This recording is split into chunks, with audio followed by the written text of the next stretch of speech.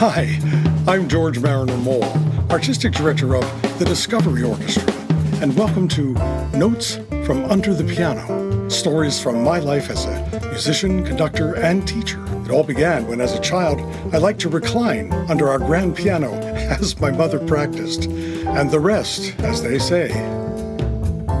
Lead sponsors for Notes from Under the Piano are Judy Musicant and Hugh Clark, and the Kozlowski Family Foundation.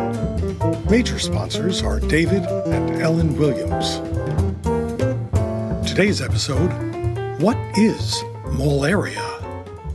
The term malaria made its first appearance in print in the early 1980s at a rehearsal of the New Jersey Youth Symphony, which I was serving then as music director and conductor. Someone brought to rehearsal a T-shirt which read, "I have malaria." Amused, I later decided to use this word, malaria, to describe the emotional state I go into when I listen to classical music. And what is that state? In attempting to describe it, I can barely scratch the surface of what is one of the most riveting frames of mind and body I can attain by any means, one that I intentionally induce every day because it feels so good. As I mentioned in the opening chord, or How I Became Me, the first of these Notes from Under the Piano videos, I was 9 when I became aware that other people could apparently be in this state or not, as the case may be. But on one very special day, when I was 4 and a half, I was at home in the care of my great-aunt Edna. Arriving in the mail that day was a 33 1/3 vinyl LP recording of Dvorak's Symphony No. 9 from the New World. My mother, Helen Jordan Mole, an accomplished pianist and accompanist, had ordered it. Aunt Edna fetched our Gimbel Brothers department store brand monophonic portable record player. I'm showing my age.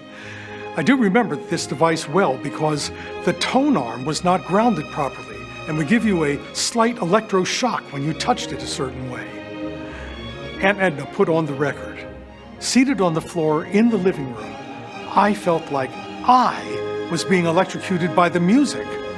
This, my first self-aware time listening to the sound of a full symphony orchestra, was simply overwhelming. The different timbres of the instruments, the sound of violins playing so high, the sweeping contrasts of loudness and softness. It made me cry as I experienced the goosebumps. It seemed like the music was playing me as though I were an instrument. I felt as though my heart were bursting and my head exploding, and yet I never wanted this moment to end.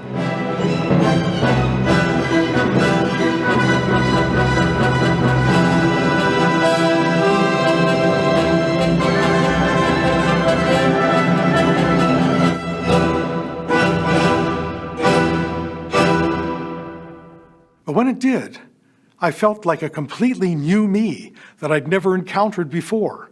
All of this caused by my accidentally giving my undivided attention to some abstract musical sounds with no words.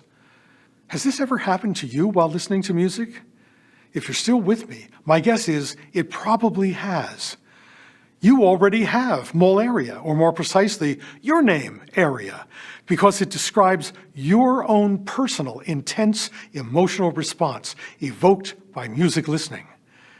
And if you're like me, having once been in this state, having been so powerfully moved, you probably have gone back to this wellspring often to repeat this intensely satisfying experience.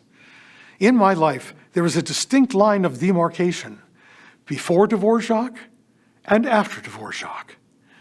I don't remember much from the before Dvorak period of my life, but after Dvorak, things have never been the same.